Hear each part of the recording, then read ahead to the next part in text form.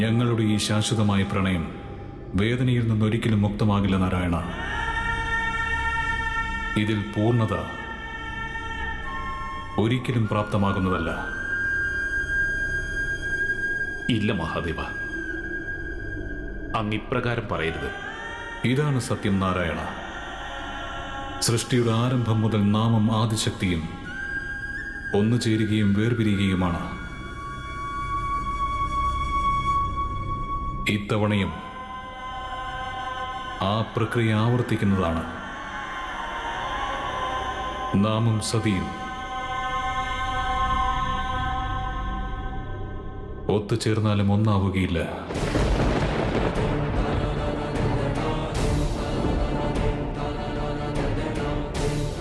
പക്ഷെ ഈ തീരുമാനം എന്തിനാണ് മഹാദേവ? അതിന് കാരണം സതിയുടെ അപൂർണതയാണ്, സതിയുടെ അഹങ്കാരം. സതിയുടെ അഹങ്കാരം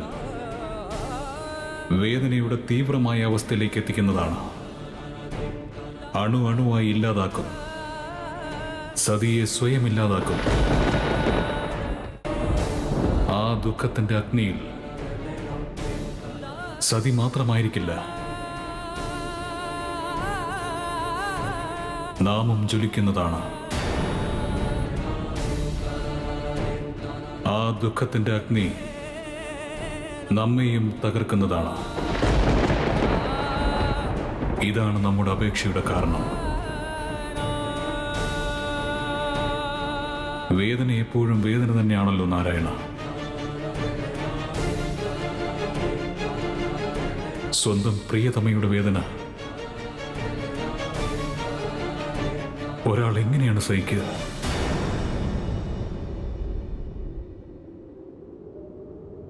മഹാദേവ, അങ്ങേക്കിനി സതിയെ കൊണ്ടുവരാൻ പോകേണ്ടതായി വരും.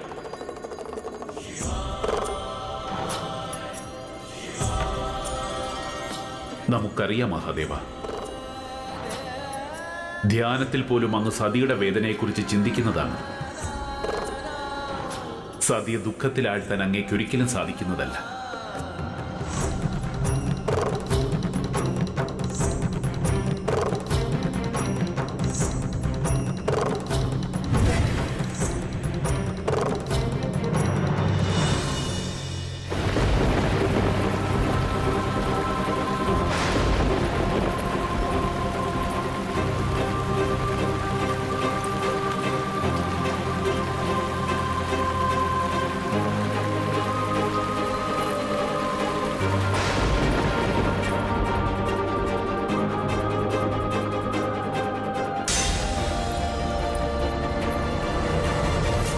സ്വയം നിയന്ത്രിക്കൂ. പ്രതികാരത്തിന് ആയുധമായി മാറ്റപ്പെട്ട കന്യക എങ്ങനെയാണ് നിയന്ത്രിക്കുക? എങ്ങനെയാണ് നിയന്ത്രണത്തിലാവുക?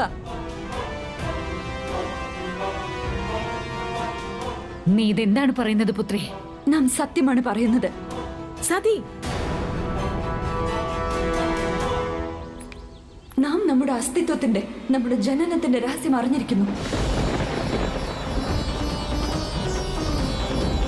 നീ ഇതെന്താണ് പറയുന്നത് സതി? അതെ ജ്യേഷ്ഠത്തി, ശിവന്റെ ആദിശക്തിയെ പിതാശ്രീ തന്റെ ശത്രുവിനോട് പ്രതികാരം ചെയ്യുന്നതിനായി ജന്മം നൽകിയതാണ്.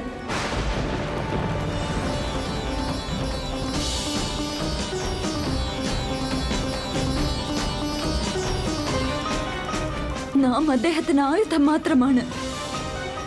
പ്രജാപതി ദക്ഷന്റെ പ്രിയപ്പെട്ട പുത്രി അല്ല.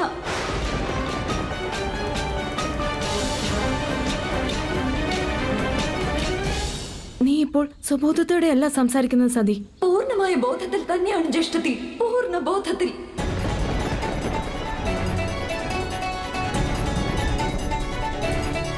മതെ, പിതാശ്രീക്ക് സർവശക്തനായ ശിവനോട് പിതാമഹൻ ബ്രഹ്മദേവന്റെ ശിരസ് വേർപെടുത്തി അപമാനിച്ചതിന്റെ പ്രതികാരം ചെയ്യണമായിരുന്നു. പ്രതികാരം ചെയ്തുകൊണ്ട് സ്വന്തം പിതാവിനോടുള്ള കടമ പൂർത്തിയാക്കണമായിരുന്നു. അതിനാലാണ് അദ്ദേഹം നമ്മോട് സത്യം പറയാതിരുന്നത്. പക്ഷെ അവിടുന്ന് നമ്മുടെ മാതാവല്ലേ, നമുക്ക് ജന്മം നൽകിയവൾ. നമ്മുടെ മാതാവായിരുന്നിട്ടും അവിടുന്ന് ജഗത് ജനനി ആദിശക്തിയുടെ സത്യം നമ്മിൽ നിന്നും എന്തിനു മറച്ചു വെച്ചു? അങ്ങനെ എന്തവസ്ഥയാണ് സംജാതമായത് സത്യം മറച്ചു വയ്ക്കുന്നതിനായി? പുത്രി, നാം ഇത് നിന്നോട് പറയാതെ മൗനം പാലിച്ചത് തെറ്റാണെന്ന് തോന്നുന്നു. പക്ഷെ അത് നമ്മുടെ തെറ്റായിരുന്നില്ല. അത് നമ്മുടെ മാതൃത്വത്തിന്റെ സ്നേഹം കൊണ്ടായിരുന്നു.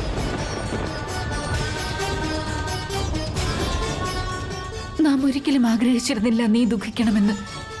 അതിനാലാണ് മറച്ചുവെച്ചത്.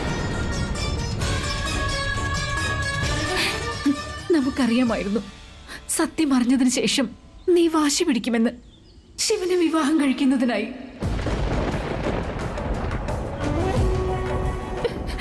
പക്ഷെ പുത്രി, നിന്റെ അഹങ്കാരിയായ പിതാവ് ഒരിക്കലും നിന്റെ ആഗ്രഹം പൂർത്തീകരിക്കുകയില്ല.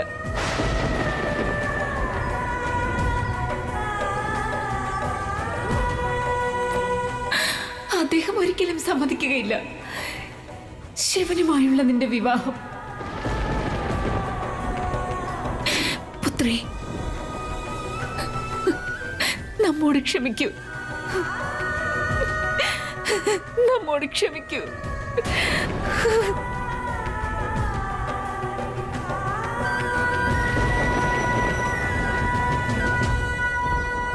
നാം മനസ്സിലാക്കുന്നു മാതേ, നമ്മുടെ ദുഃഖം നമ്മുടെ വിധിയാണ്.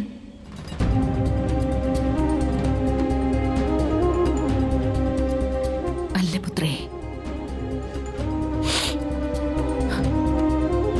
നിന്റെ ഈ വിധി മാറ്റാനുള്ളൊരു ഉപായം നമ്മുടെ പക്കലുണ്ട്. നീ മറ്റാരോടും ഒന്നും പറയാതെ തന്നെ പോകൂ ഇവിടുന്ന്, നിന്റെ ശിവന്റെ അടുത്തേക്ക്, കൈലാസത്തിലേക്ക്. നാം നിനക്ക് അനുവാദം നൽകുകയാണ്. പോകൂ പുത്രേ, നീ ഇവിടെ നിന്ന് പോകൂ, പോകൂ.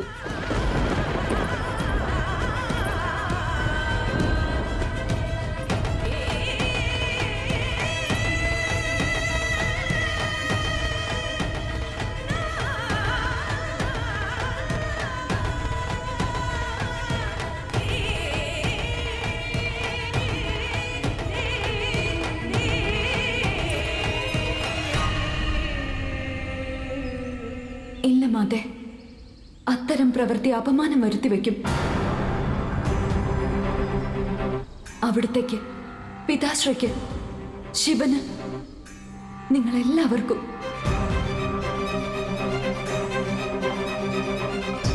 ആദിശക്തി ശിവനോടൊപ്പം ഒന്നു ചേരേണ്ടതാണെങ്കിൽ അദ്ദേഹം സ്വയം വരേണ്ടതാണ് നമ്മെ കൊണ്ടുപോകാൻ.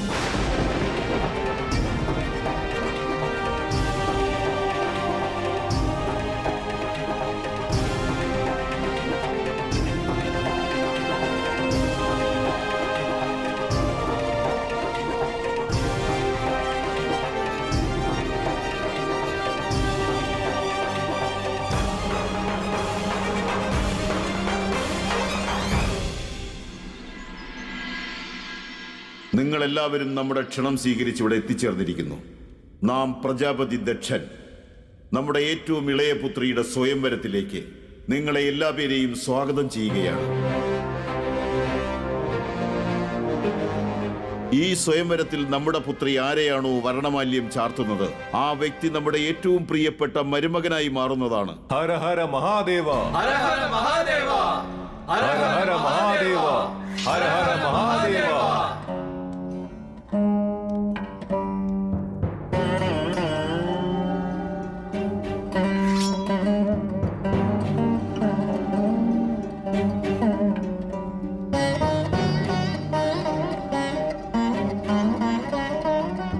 ഇവിടേക്ക് വന്നതിൽ എന്തെങ്കിലും വിശേഷപ്പെട്ട കാരണമുണ്ടോ മഹർഷി ദധീജി? അങ്ങ് പ്രജാപതിയാണ്. അവിടുന്ന് വളരെ വലിയ ജ്ഞാനിയാണ്. നാം ഇവിടെ കേവലം യാചിക്കുവാനായി വന്നതാണ്. അങ്ങ് പ്രവർത്തിക്കുവാനായി പോകുന്ന ഈ അനർത്ഥത്തെ നിർത്തിയാലും. ഈ ആവശ്യം നമ്മുടെ പിതാശ്രീ ബ്രഹ്മദേവനും ഉന്നയിച്ചിരുന്നു. പക്ഷേ ഇത് നമ്മുടെ പുത്രിയുടെ ജീവിതത്തിന്റെ പ്രശ്നമാണ്. മാത്രമല്ല, ഇത് നമ്മുടെ അധികാരമാണ്. ആരെ വരനായി അംഗീകരിക്കണമെന്ന്. പ്രജാപതി, ശിവനെയും സതിയെയും വേർപെടുത്തുവാനുള്ള ശ്രമം അത് ഉചിതമല്ല ഒരിക്കലും. ഈ സ്വയംവരം നിർത്തിയാലും, എന്നിട്ട് നമ്മുടെ മഹാദേവന്റെയും ആദിശക്തിയുടെയും വിവാഹം നടത്തിയാലും ഇതാണ് ഏവർക്കും ഹിതമായിട്ടുള്ളത്. ഒരിക്കലുമില്ല. ഒരിക്കലുമില്ല. നാം നമ്മുടെ ഏറ്റവും പ്രിയപ്പെട്ട പുത്രിയുടെ വിവാഹം ആ അഘോരിയുമായി നടത്താൻ ഒരിക്കലും സമ്മതിക്കുന്നതല്ല. അവന് വസിക്കുവാനായി ഭവനമില്ല, കഴിക്കുവാനായി ഭക്ഷണമില്ല, ഒരു പാത്രം പോലും അവന്റെ പക്കലില്ല. തലയോട്ടിയിലാണ് ഭക്ഷിക്കുന്നത്.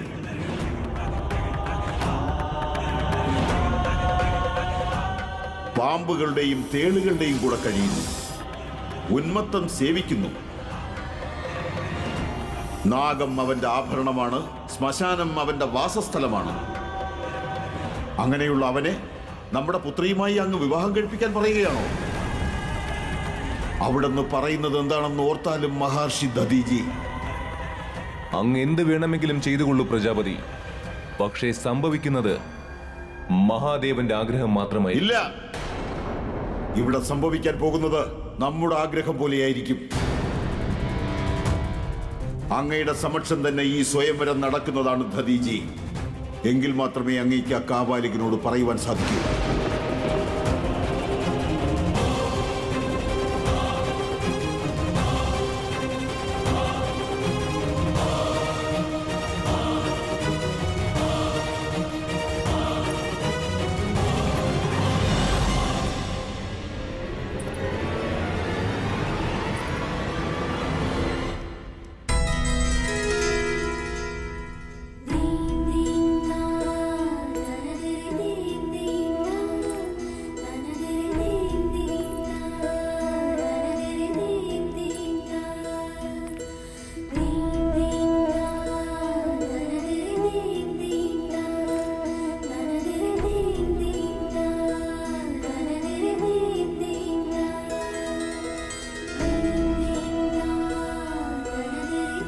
സതി, മുന്നോട്ട് വരൂ.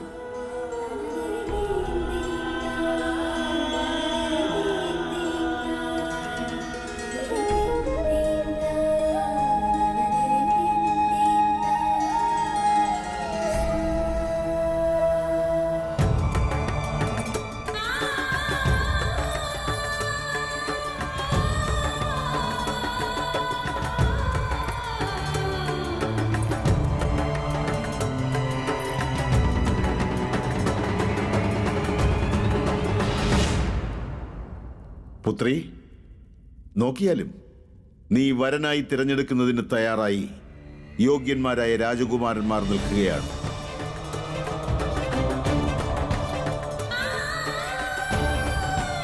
യാതൊരുവിധ സമ്മർദ്ദവും സങ്കോചവുമില്ലാതെ തിരഞ്ഞെടുത്താലും ഇത് സ്വയംവരമാണ്. നിനക്കൊരാളെ സ്വയം വരിക്കാവുന്നതാണ്.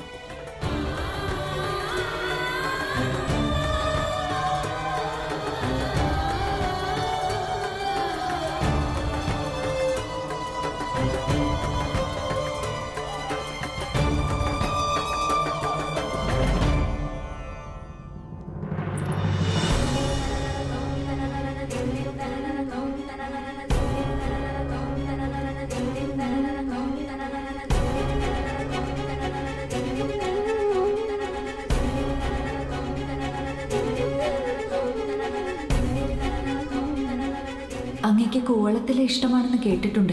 പക്ഷെ ഇന്ന് അങ്ങയുടെ ആദിശക്തി അങ്ങയുടെ നാമം എഴുതിയ പുഷ്പഹാരവുമായി അങ്ങയെ വിളിക്കുകയാണ് ശിവ.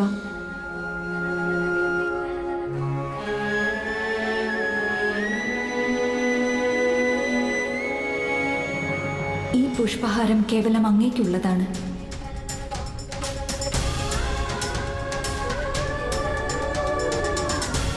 അങ്ങ് ഓരോരോ തവണയും അങ്ങയുടെ അത്ഭുതങ്ങളാൽ നമ്മെ വിസ്മയിപ്പിക്കാറുണ്ട്. ഇന്ന് നമുക്ക് നമ്മുടെ സത്യമായ പ്രണയത്തിന് പ്രതിഫലം ലഭിക്കുമോ ഇല്ലയോ എന്ന് കാണേണ്ടതുണ്ട്.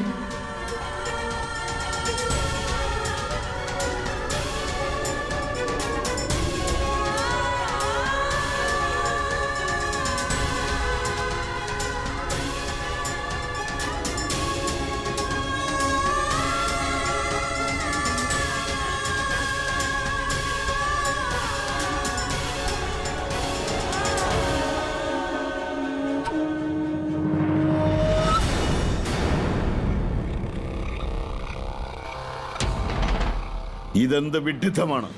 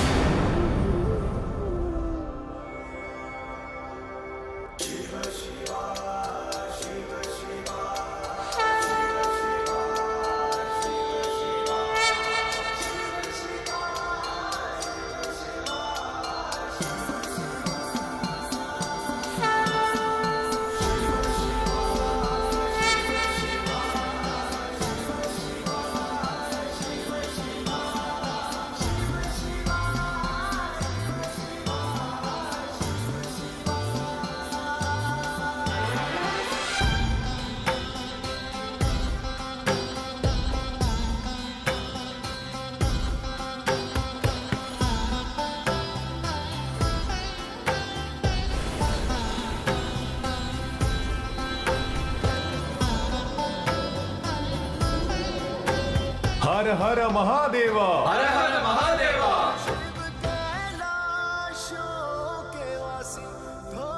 നമുക്ക് വിശ്വാസമുണ്ടായിരുന്നു ശിവ, നമ്മുടെ പ്രണയം, നമ്മുടെ സമർപ്പണം നിഷ്ഫലമാകില്ല എന്ന്.